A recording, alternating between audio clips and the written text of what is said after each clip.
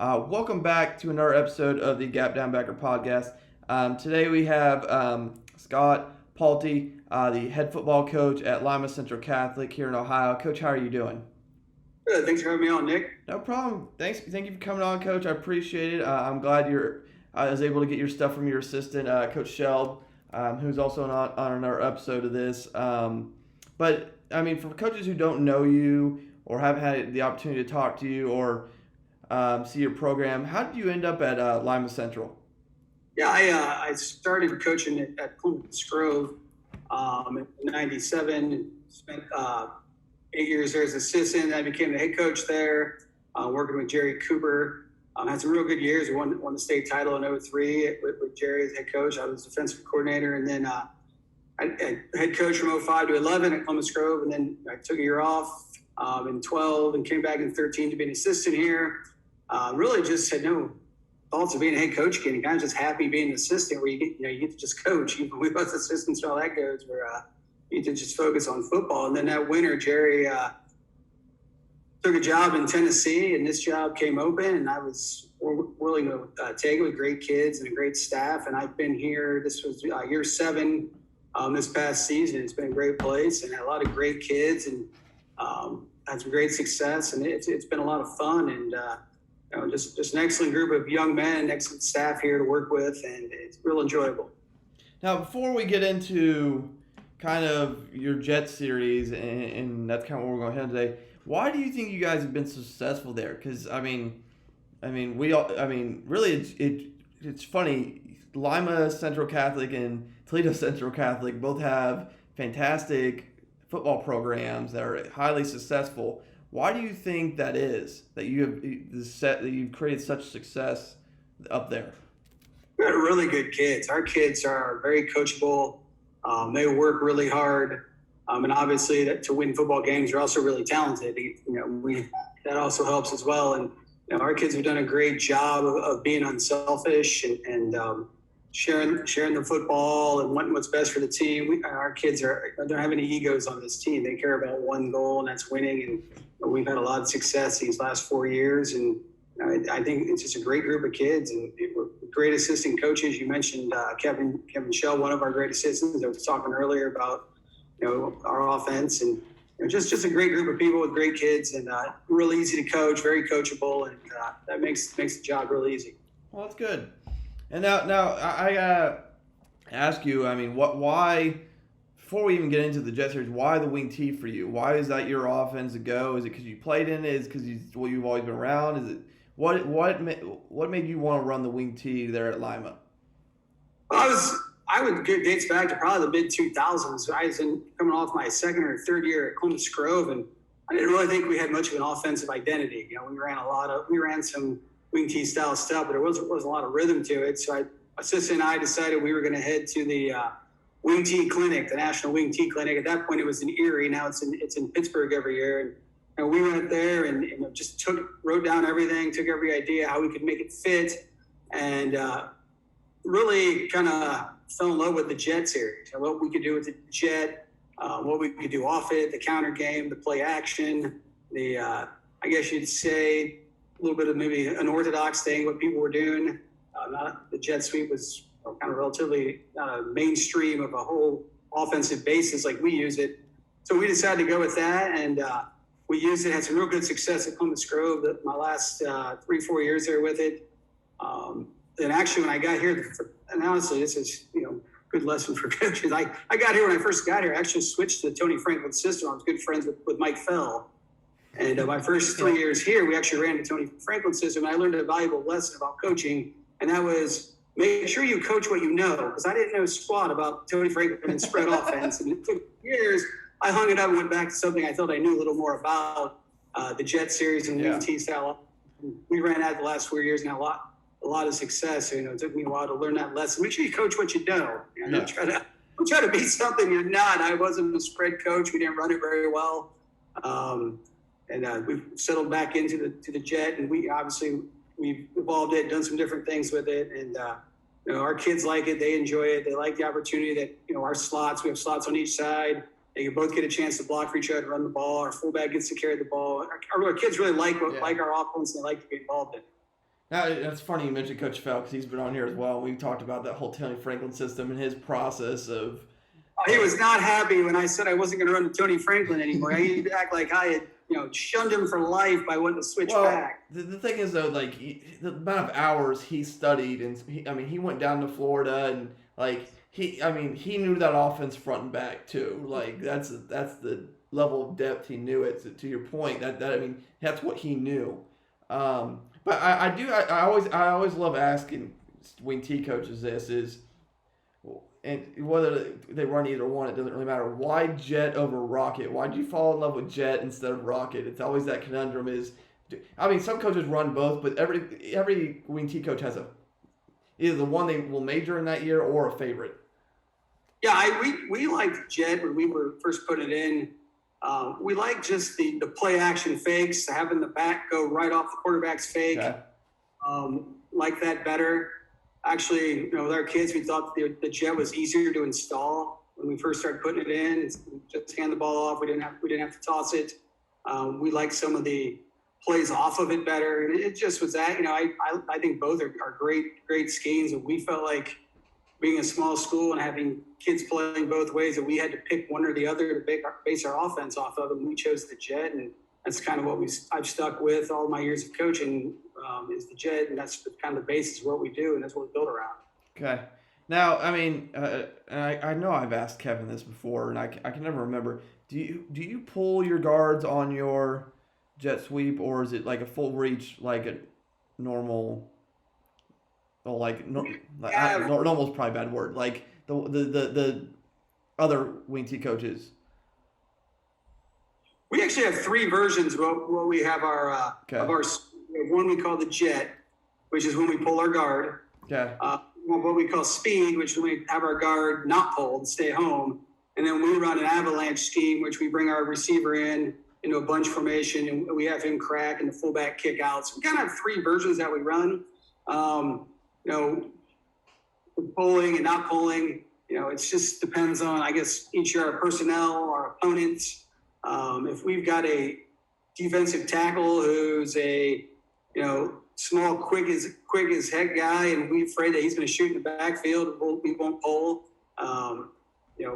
We feel like we have a run through, we won't pull, but it just kind of depends. But we work on both. The guard pull and no pull in our offense. Jet is when the guard pulls. Speed is when the guard stays home. And we'll use both because he's really the only guy affected by it. All right. Now, I'm going to assume, but I could be wrong. Is that much? How time consuming is that installed to make sure it's not confusing for the kids on those three? Is it pretty simple for you guys at this point? And was it a little of a headache at the beginning, or has it always kind of been pretty easy on the transition because of the verbiage you used? Yeah, we go jet and speed. Our guys know that everybody's the same except for the guard. The guard knows he is staying home. Obviously, he's pulling, just any other jet. He's doing, the wheel pull, turn to daylight, look inside. And if he's not pulling, we're under speed. He's stepping B gap and working up and trying to cut off a linebacker. It's really only the guard that needs to know. Everyone else is doing the same exact things. There's very little coaching needed for that. So it's just an idea of, maybe we might want to keep the guard in sometimes. Okay. Sometimes we feel like we're really getting a hard read. They're following our guard and just screaming out when he pulls. We'll keep him in, and it looks a little more like our lead play, firing off straight at him. So yeah, it's not much. It's not really that difficult. It doesn't cost us a whole lot to have both. All right. Now, because I've seen I've been at places where I can run jet sweep no problem, and I've been at other places where, for the life of me, we can't figure out why we can't run jet sweep as efficiently. We still run it, still gain a couple yards, but it never pops like it should, in my opinion. And I hadn't experienced that till recently. And what do you think are either the overcoach points, undercoach points that kind of make this go that maybe coaches don't realize? I think one of the biggest things is timing. Is making sure you get that handoff in the same place every time, and your back is at full speed. We spend, as being a jet, being a base player, we spend an enormous amount of time when we start camp on timing. Our snap count is all one-syllable words, and our quarterback, he works to establish a rhythm. We will actually bring stopwatch and timing to make sure it's down, set, red, the same every time. Because in our offense, he doesn't send the slot in motion. The slot goes in motion on zone. It's the slot's job to get to the guard's outside leg at the snap. And we really work on that timing a bunch. And when the ball snapped, he has to be the outside leg. And then one of the other big things, we really want to get on the edge. We have our quarterback take a 6-inch, what we call power step, play side, and we try to hand the ball off in the A gap. We're trying to avoid handing the ball off right behind the center. We're trying to turn, mesh it, hand the ball off in A gap, so we can get our guy on the edge really quick. And that's one of the things that I really picked up on the Wing T clinic. That was one of the big things they stressed was get that handoff on play side of the center, and you get your guy on the edge faster, and he can really attack it. And we've had a lot of success running. I think in our last 4 years, obviously we have really good personnel, but we've averaged like 9.8 yards a carry on our jet and speed. And, our senior slot back just graduated with 4,400 yards rushing and over 10 yards per carry average in his career. And we've really had some success running. But I think it's just a lot with timing. I just think, when I watch film, and I watch people kind of dabbling with it, the timing's really bad. The handoff is slow. The back isn't running full speed. It just gets really mumble jumbled, and it just, we practice every day, and there are times where we get tackled in the backfield. We work timing on all the time. So it's just a play. I think it requires work, requires a lot of timing. You really got to get that handoff in the same spot every time and really attack the edge. Like we hand the ball off, we're pulling the guard. We're not blocking anybody from B gap back to the center. We expect our timing and our back to get it and get on the edge and avoid that. So it's just, we spend a lot of time. I think that's the biggest thing. Just making sure you have the proper timing. Okay. Now, I got two more questions before we get to film. And the first one is, from a backside of jet standpoint, obviously you really don't need to block anybody backside. So obviously your two main options are climb and try to cut off, or you can influence. Have you ever toyed with influencing, like pulling away on the backside, because obviously the smart, common sense answer, they're defending wing teams read the guards. So, have you ever toyed with that at all? Yeah, we've done that before. We've had the guard just pull out around and go away from the play to mess with a guard read. Usually, like you said, we're tracking or pursuing, whatever you want to call it, across the ball as fast as possible, trying to get to a safety. But yeah, we feel like we have a hard guard read. We'll pull out. We'll mess with that. That's really. It's kind of a simple adjustment. I think we tag it with like an Indiana call for influence, tells that backside guard to pull out around. But yeah, that's something we mess with. I think we us wing T guys are always looking for something to throw people off and big pull, set up a pass on the backside, or do something that messes with the keys. Okay. And then my next question is, and we'll probably see a little bit on film, but what do you, obviously, and people can go watch the podcast with Kevin about the jet lead stuff, but outside of like jet lead, what do you think are kind of the best complements to complement this play with for when maybe you're having some problems, or maybe they're over pursuing and you want kind of him in a couple different other areas? Yeah, we try to have some complement plays. And one of the things we try to do with our jet too, we try to run it out of as many formations as we possibly can. We'll unbalance it. We run on film. We have some empty where we're sideline to sideline with the receivers. We'll have bunch formations, and we're really trying to mess with those attack angles and those, where you're setting the edge at by where our blockers are. So you'll see on film we have a lot of different formations we'll try to run. Always trying to, outnumber, at least match the numbers of the defense. Okay. We really try to mess with formation. That's probably our first adjustment when we're having trouble getting the jet. Let's see if we can find a formation, or we can put an extra +1 over there somehow with bringing a receiver over and covering him up, or offsetting the fullback. We're going to try to find a way to match numbers or outnumber you first. Then after that, our complement plays, obviously we run we call it reverse. If you're at the wing T clinic, so if you have a counter crisscross, we're going to do the double handoff where we hand it to the slot guy, have the fullback kick out the end, the tackle wheel, and hand it to the other slot back. That's one of our big plays of teams that are really flying after our jets, and we'll run the reverse, we call it counter crisscross. We'll run some inside traps. This year we didn't do as much of the classic jet trap combo. We offset our fullback quite a bit. We'll run some inside tanks with him, pulling the tackle, some inside traps with the slot guy. Yeah. Pass plays. We love to watch those safeties if they're trying to get downhill. We're going to post patterns, a lot of play action post routes. We'll see those on film. We run a backside screen off of our jet fake as well if you're coming hard down in.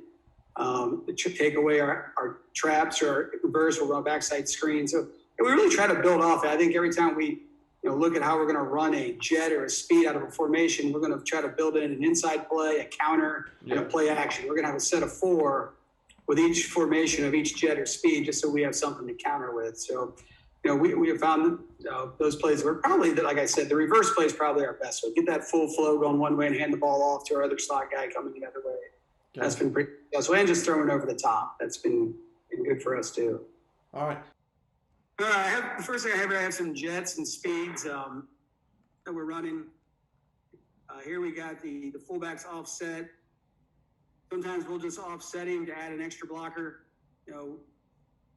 In the past, we've had him behind the center, and we'll run the jet, and he'll fake the trap behind it.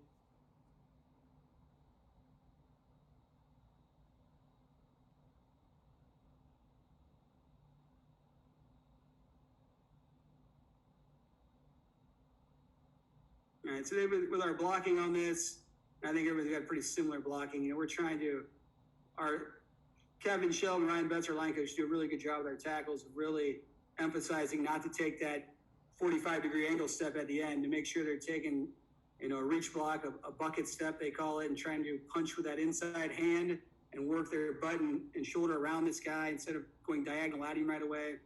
We've been very fortunate as our slot guys have been great blockers. I think that's the overlooked thing in run J, in our offense at least, your slot guys got to be able to block, because one of the biggest ways that I think teams think they're going to stop you is to line a guy up over your slot and bully him. I think that's one that people, that's kind of the way of trying to blow up the jet. And we've been very fortunate to have a guy here that can handle that. And if he's up on the line, he doesn't have to get a whole lot of it. He gets a stalemate, he's going to win, because this guy's going to run around him. And then we're on with our stock block, and our fullback's going to come out here and look for the first guy he sees that shows up. Luckily for us, it didn't show up to way far downfield.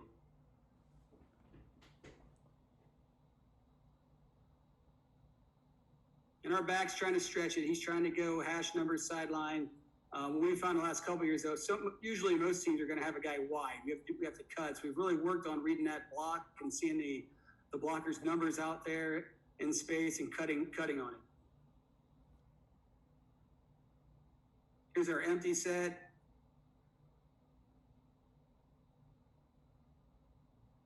Our guard does a really good job here. He comes around there and he finds that inside backer.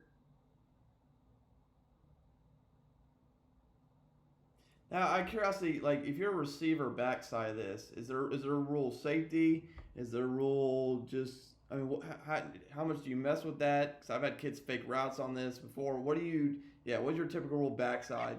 Get across the field, but you don't allow that. It looks really good on paper to tell him to sprint across the field. Him and his buddy out here in the corner spot start talking to each other and say, "Hey, man, the play's going on the other side. If you stand here, I'll stand here." Type stuff. Well, that's why I've started faking like routes with it, because I mean half the time they're not getting to the safety unless there's some sort of weird cutback. So yeah, this guy out here, he's got the agreement going that we're just going to stand here by each other. Yeah, we'd like for him to get across, obviously. Yeah. Okay. So when you talk about the backside track, our right tackle here is really hauling his tail down the field to try to get to somebody. I'd like him to work up a little bit more, but he's 295 pounds, so he's going to get there to celebrate first. That's what.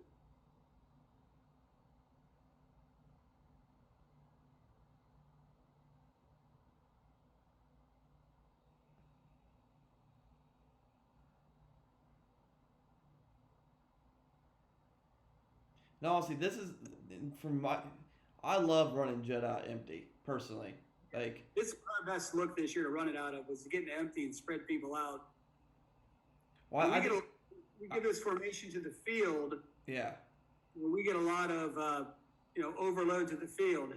We get a lot of thinking that we're trying to really stop us from being fast and running wide. We had probably more success running it into the boundary this year than anything else, because here you can see we have great numbers right now. Pre-snap, we've got a really good look to run this. And our slot doing a really good job of just getting on engaged.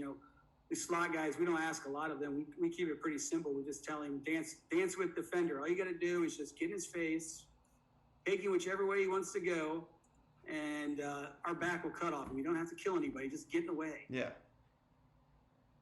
Just don't run out there and whiff. get in his way.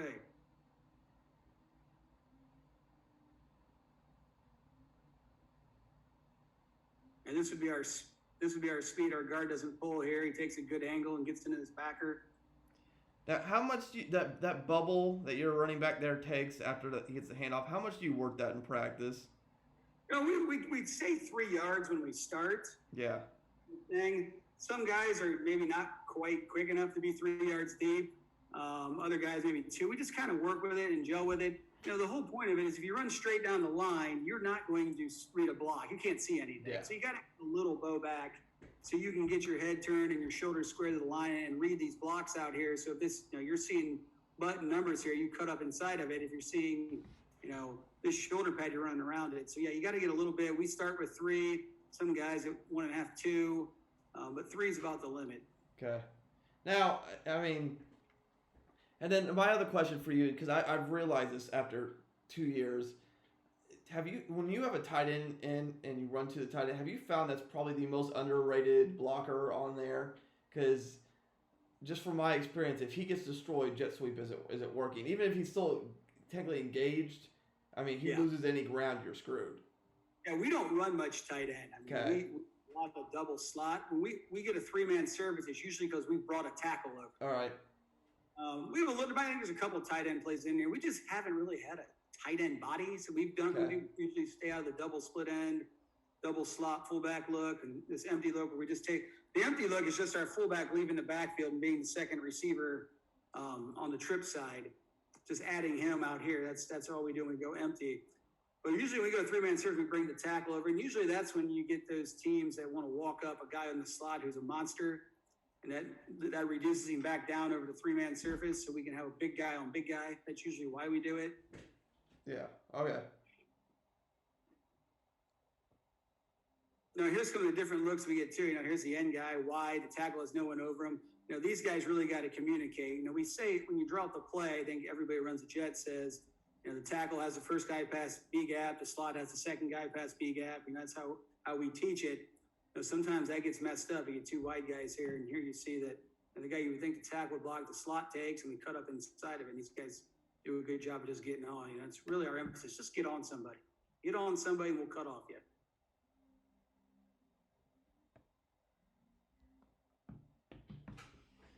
Here, tackle does a great job of demonstrating that bucket step. He beats him to a point, turns him.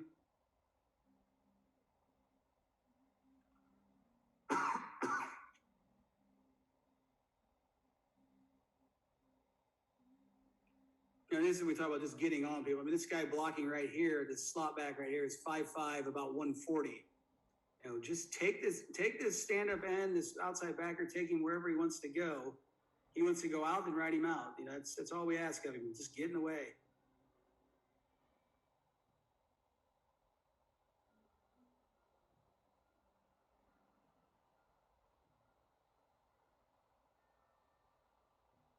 Yeah, and if you get a guy that can block like this as your slot back, this is pretty good too. That'll work.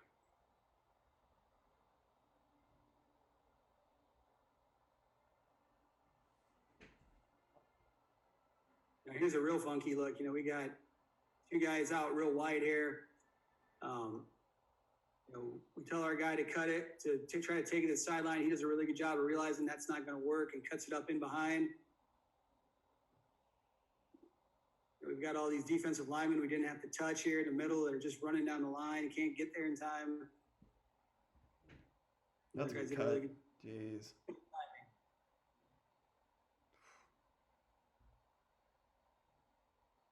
And so we work on it a lot. We do drills, make sure to cut off it and work on it, and you guys do a good job. Now on that offset there, do you run much counter out of that with your fullback? Okay. We'll run some counter back inside with this guy. Okay. Right, here's our heavy set. This is when we brought the receiver over. Yeah. Just to get an extra blocker. Our tackle does a great job here. This is good, really good footwork here. Your backside does a really good there climbing, coach. Yeah, they work hard. Like I said, we get great effort from our kids. It's nice to have that. And this is timing. They got this backer. He's got a head start. He's blitzing. We don't have to touch him. Our kids have timed it up well enough that he's not going to have anything in the play. We don't have to touch him. Yeah. Our kids working around saying our receiver doesn't do a great job there.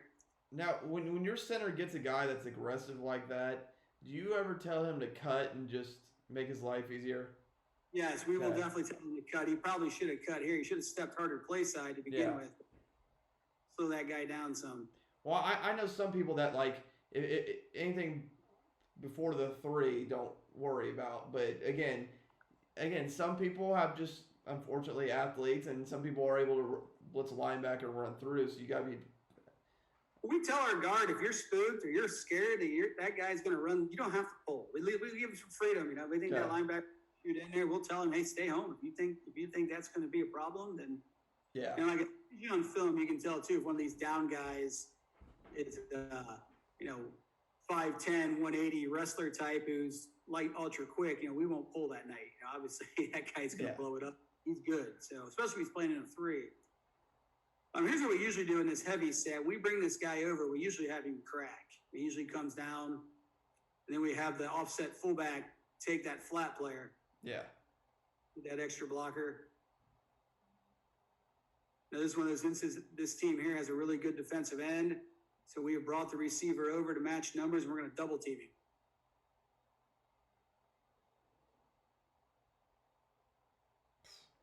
It also helps me have this guy running the ball. He's really, really good. So like a lot of coaches, you look really smart when your players are good.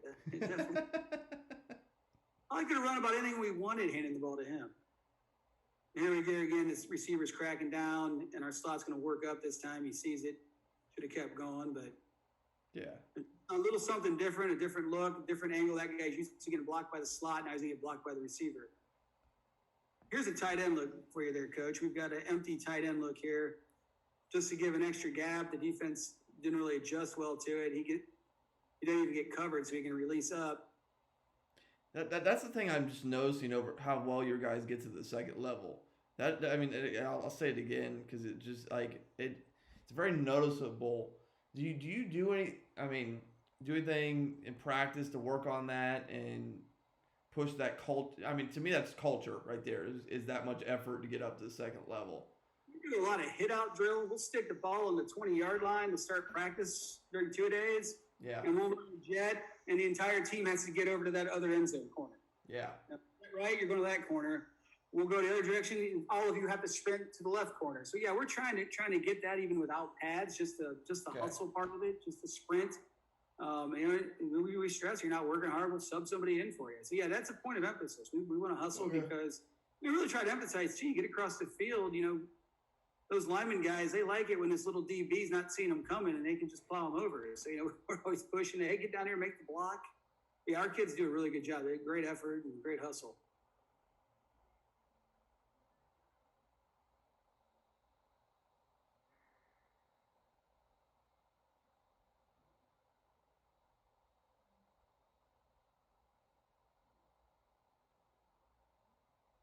Here's another tight end set there. We're going to use a lot of formations. That's kind of our thing. We're going to try to mix our formations to try to get what we can.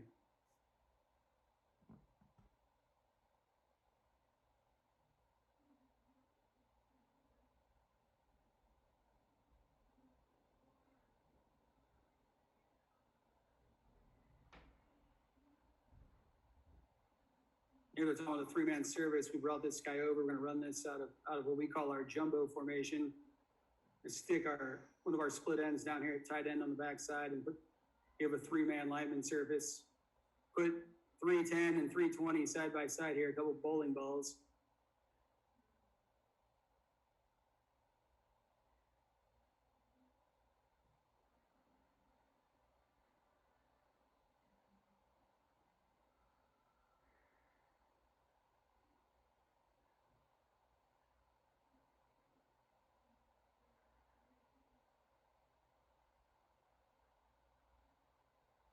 I got a couple here at the end, Coach, what we call our avalanche set. Okay.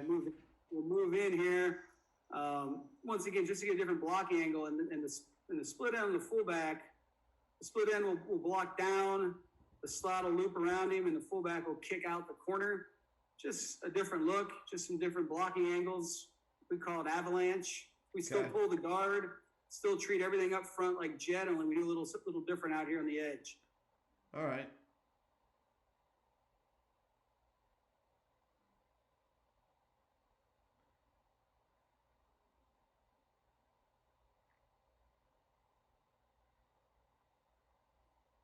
You know, we get spread out wide, get a couple plays where we can move them down inside. Now, if a defender's that tight, as we saw at the beginning of that clip, for your receiver, do you what do you tell him? You should try to come off or climb, or what is your? What we should have here is the slot guy should take him. He's up on the line. He's an immediate threat. We would like our receiver to come down on guys that are off the line. I mean, this is a really hard block for him. It works, but you're right. He should work up into here. Okay. And then we have our guard coming around and our fullback kicking out this guy. But yeah, in this situation, he should be taking him. But we leave it up to the kids to work it out. And okay. It worked, but it wasn't great. I mean, I'd have done it the other way around. I'd have had the receiver take this guy and just have the slot fire straight out. This guy's a pretty big dude. If he fires out, it's not going to take him getting out there. Okay.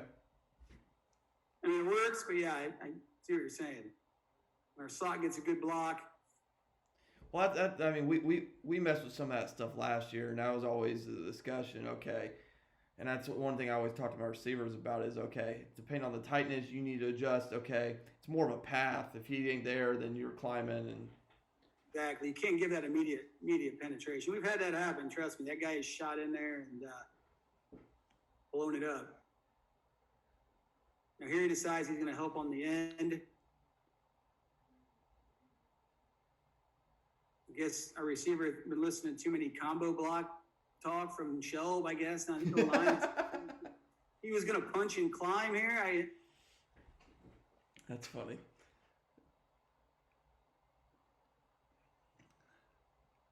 Nice.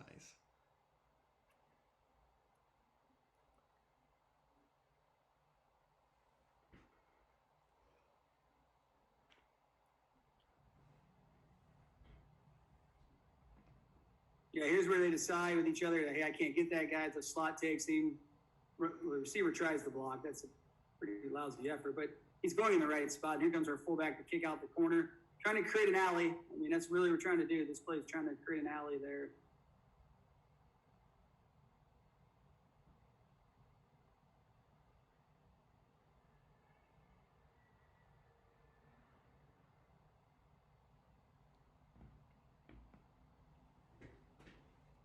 You're not going to really expect to get killer shots from your receiver. This is about the best you're going to get. You're going to get maybe a little interference, a little change of look of who's blocking you. Yeah. I think we run this play, it gives those defenders, another thing to think about of who's coming to block them. I think that's the. Well, the great thing is that you also don't need it to be a killer shot. So No. that is helpful. Here he does a good job of just engaging this guy. Come around. We've got the edge. They don't have enough guys out there. Yeah. They're just moving in and out of the formation. I think that helps us a lot. Do you find that some teams really struggle with some of the formational stuff you guys do? Definitely. We don't huddle either. So a lot of times we can get a little pace going and we can get on the line. We're going to run a lot of variations. We're going to offset the fullback. We're going to run on balance. We're going to run empties. We're going to have the fullback behind the quarterback. We're going to have receivers on the same side. We try to run some kind of variation of probably each game. 20, 25 formation variation or something. We're going to mess to try to create an advantage. I think we do sometimes find that we get some alignment advantages. And I think we a lot where we get the teams to just put too many guys wide.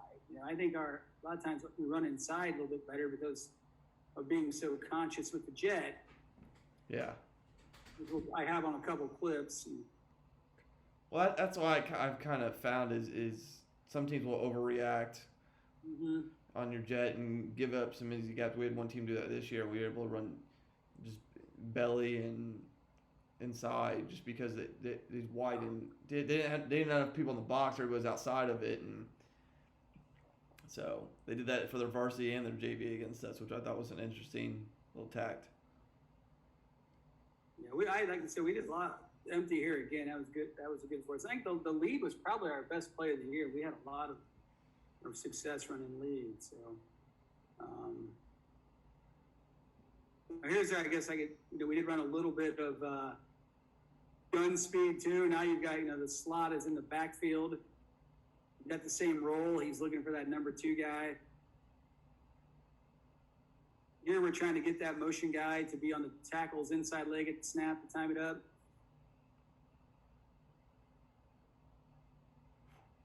That kid's fast, Coach. He's really fast. He's not very big, but he can move.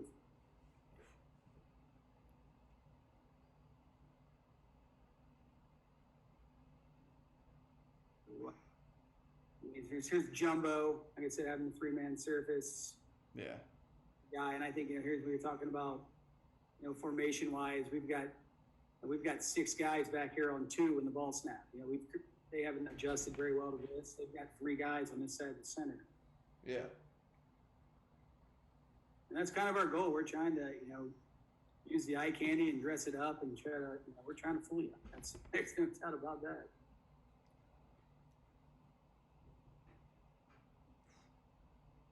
We were talking about before, some of our compliment plays. I think this is probably our best one. This would be what we call reverse, and you go, most I think the wing T guys call it counter crisscross. I remember the old school double handoff where you pulled the guard and the tight end. I don't know if that's what you run, Coach, or seen that before. I'm sure you have. Yeah. We're running it. We're handing it off. In motion here. We're trying to hand it here. We're trying to hand the ball the second time over here. We really want to get the defense flowing play side. And we really want them to follow this jet motion guy. We're all down blocking. We're blocking back. Fullback's going to kick out the end. This tackle pulls and wheels up in the hole. One of the key things we found with this play is the guy getting the handoff, the second handoff, he drop steps and looks where to go instead of just blindly turning. So that's one of our big points of emphasis on this play, that he drop step, turns, and looks at the guy coming to him. It also slows him down so the ball travels farther towards him, looks more like our jet, and it's been a good play for us.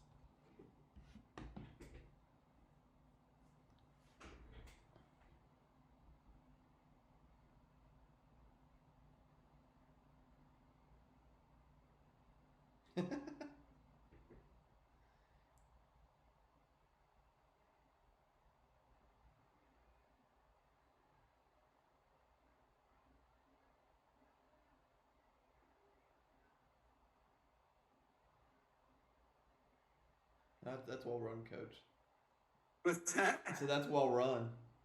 Yeah, our kids do a pretty solid job with that. And like I say, we get, a lot of times on film we run this play, we won't have to block anybody. These guys will run out. They'll be, they're so jet conscious, and usually there's like one block you have to make. It's that lineman who just tries to get too far upfield. That's usually about it. Yeah, like I said, we're all about making sure that handoff, takes place, over on the other side of the center. So it really looks like we are running the jet.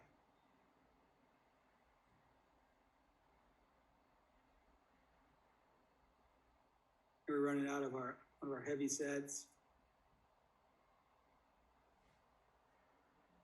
To make sure our back understands too, that's not an outside play. We're really trying to follow that tackle and cut it up inside. Well, unfortunately, that's the kid's natural reaction, is to try to bounce everything outside. And we dealt with some of that this year, running our counter off our jet, and that's, we had a couple that always wanted to try to bounce it wide. Like, no, there's a gigantic hole right here. Follow the gigantic hole. We fight that too. And here, here's the thing too. Our quarterback here, by booting out and selling it, he gets this guy to chase him, which everybody doing their job. It's great to have that on film. You can show them, hey, look at that. I don't think that fake means anything, but look what you can accomplish. And that was our reverse. Here's some of the things we started doing. We started running this more out of empty. We'll run a little inside trap with the slot. So you'll see the left slot here. This guy here going motion. and we'll come back under with this slot. Just another play where we go full flow this way, really get you thinking jet and running and try to come back the other way. Another one of our counter plays or complementary plays. Our tackle doesn't do a very good job. I think he gets fooled by this. He's going to leave this end and decides he has to block him, but nevertheless, it does get us yards. And just some things where we can, get you going the wrong direction and try to get you a little hesitant. It's the same play coming again.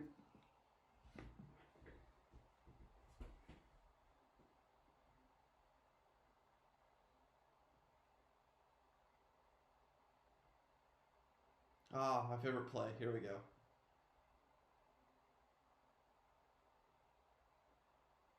I just love trap, Coach. That's coaching in the wing T for about half my career.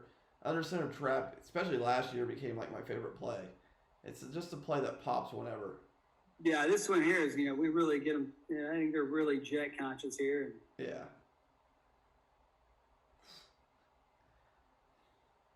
I don't know what's in your water, Coach, but you need to make sure it doesn't go away because that's some speed. Yeah, that guy's special right there. We don't have too many of him laying around anymore. That's the guy who led the school's all-time leading rusher at 10 yards a carry. I mean, that dude. So against legit teams too, not stats against the teams aren't really good. He had some huge games against the legit opponents.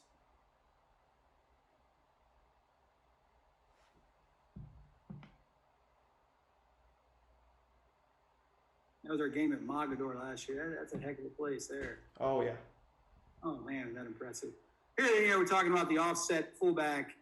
Here we're pulling the tackle. Same thing. One things we'll run into with this fullback offset that everybody will just assume with the fullback offset that the play is going to the fullback. So we obviously have to put in some offense that counters that and goes back the other way. Here's a little fullback tank because Tackle. Yeah. Guard is the tackle, so this guy slants down hard. Our tackle didn't cross his face. He's trying to influence pass block back here. Probably coaching there. We probably should have him cross his face, but we're trying to see if we'll rush. Yeah.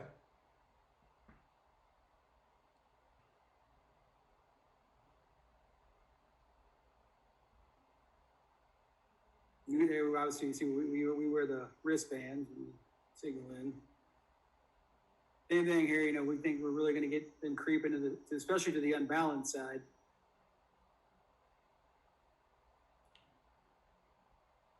Just to keep them honest.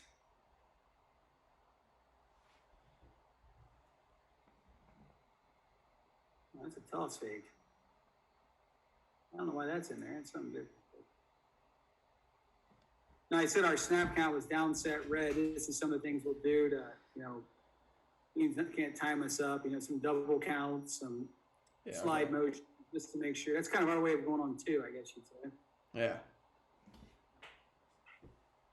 Now, here's our lead. Like you said, we run jet well. Yeah. You can see the reaction of the defense here. There's the guys that'll run themselves out of the play.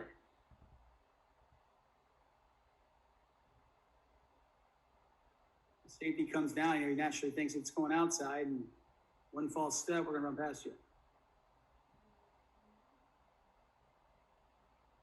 As I said when I talked to Shelb on this podcast, it's just a cheaper buck sweep. That's all it is. It's just if you can make teams fear your jet, this is probably what I think the best compliment, because you can see watching on film. Yeah. Watch these guys on this end when he feels this tackle go to reach, he's flying. I mean, he is all about jet. See this backer, what's his first move? He's flying out. It's just a hard read to see the difference. Yeah. Well, the other beauty thing is there's like 2 or 3 ways you can block it, kind of like your jet, and it's not complicated. It's all other stuff you have in your system already, which makes it simple. It builds off other plays you have. We ran it best out of the jumbo, obviously, by having the 3 linemen side. That was our best way of running it here. Like you said, the tackle and the slot guy are really blocking the same as they are for jet. I mean, they're selling that same play, so you're not really asking those guys to do a lot lot of different schemes. Here again, we had two guys that just jump outside right away. There's just a natural hole.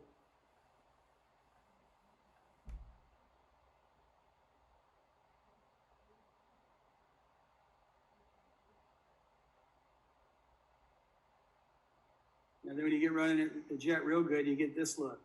Coach, you get three guys out here. Now you're in business. I don't think anybody touched it.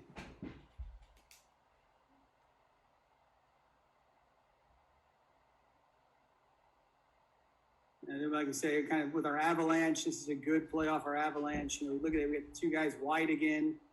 Scared of us running outside of them. Basically, our receiver can block two guys out there, and we can work up. Excuse me.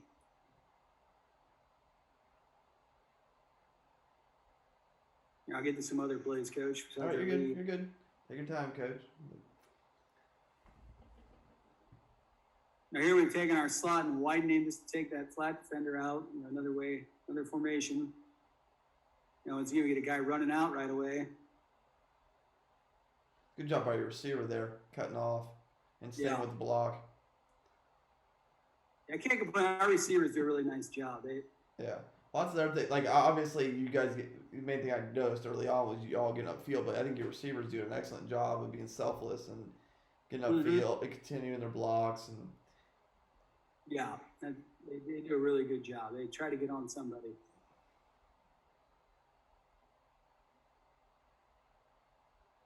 Like right there, I just working the whole time, not giving up. Again, like Jet, you don't need a receiver to be fantastic to make Jet work, but it helps it go that extra mile. Instead of, it says 6-7 yards, here's 15 yards or. Definitely. And again, our slot guy gets help. He's coming out. This guy thinks it's Jet. He's running out, and he's really easy block for him. All right, here's some of our pass game, Coach. We're going to run this jet, get this safety flat-footed, and try to go over his head.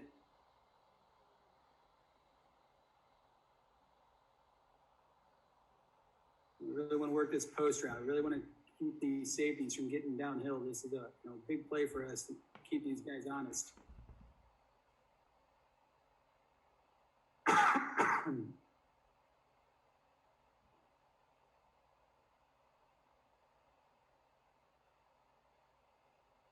We got a lot of guys in the box right there. You got to be able to throw a little bit. I think that we're just not physical enough to line up and run the ball every play.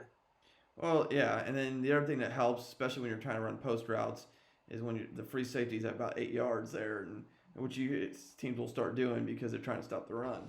Yeah, you can't let them do that, right? You've got to take your shots and back them.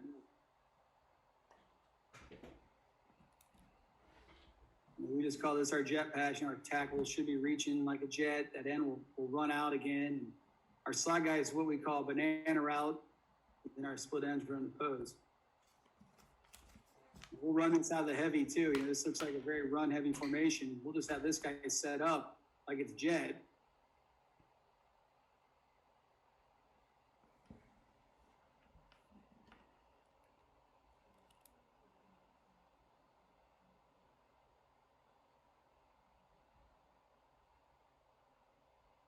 We love to try to hit long balls. When we throw the ball, we're trying to get it down the field and play at. Now, as you continue with this, Coach, is there any stuff you track throughout the season, like stat wise, like explosive plays, first downs? Yeah, we'll look at that.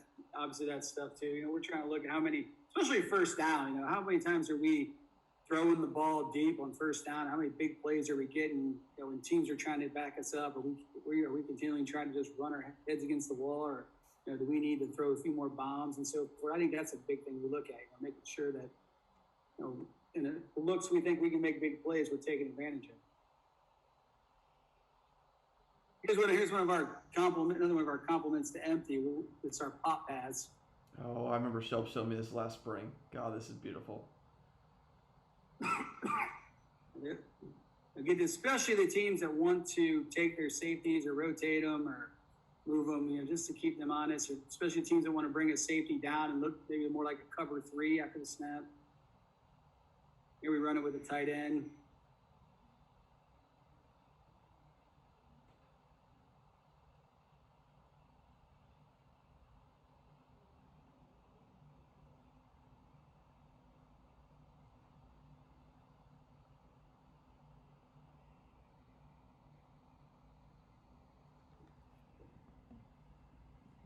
Beautiful. We're just trying to get a quick dab fake. We're not getting too much of a fake in there because we want to get that ball out quick. And here's a pop pass off our jumbo set, just to keep teams honest. And we'll just release the slot. He'll run right at the guy you might usually block.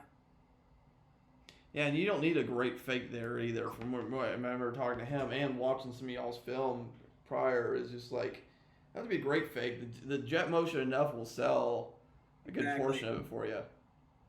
Exactly. Here's one play side. Here we're running play side fake. This guy, I'm guessing, is supposed to be the deep cover. He's going to stop jet and then realize it's a pass play. He's money. Yeah, so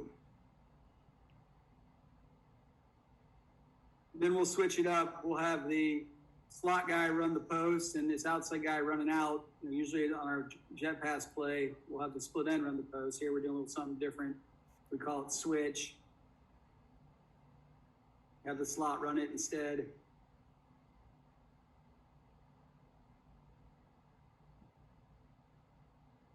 We feel if the corner's out there locking up pretty much in that receiver, we feel like that slot guy is probably going to run past him. Yeah. Same thing, what we call our switch route. We better look at it. Our receiver stops, goes back out, and then he goes up the middle instead. Oh, yeah. I see what you mean. Freezes the corner there and allows them to split the difference. Yep. Just switching places, instead of the slot guy ending up as the flat guy, the split end ends up, and the slot guy ends with the deep guy. Here we tried this is one of your once a game, lull you to sleep plays. We call this backside. We got everybody fake in front. Looks like our normal jet pass. We're just throwing a backside corner. With that receiver away, we talked before about the receiver cornerback having that agreement that the play is going away. I'm hoping by this point in the game they've made that deal and he lied to that cornerback and said ran past it. Or the play was going away and actually ran a route on him. Here's where we're running out of jumbo. If you get teams to just ignore this, we have a tight end back here. Of an unbalanced 3-man service. This is the tight end on the backside. We're going to throw backside to him. Just release him. Yeah.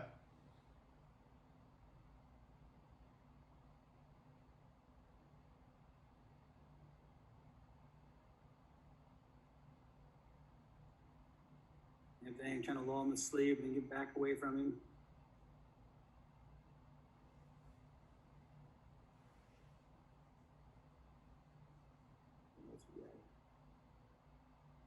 Here we tag it corner instead of running the post. We have this front side receiver run a corner instead.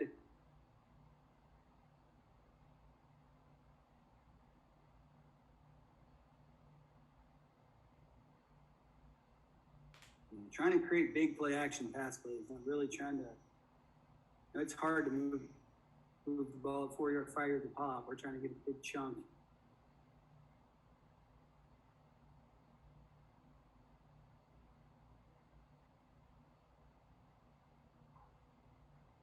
Here's the last thing. Here's our jet screen. We're faking, we're running jet hard this way.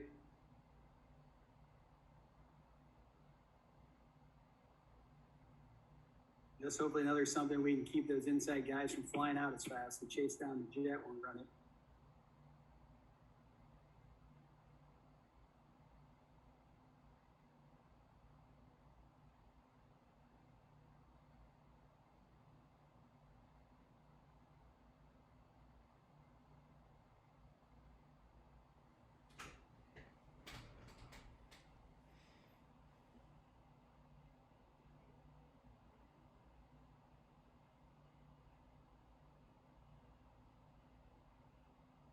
Now, from a practice standpoint, how expensive is your jet screen for you?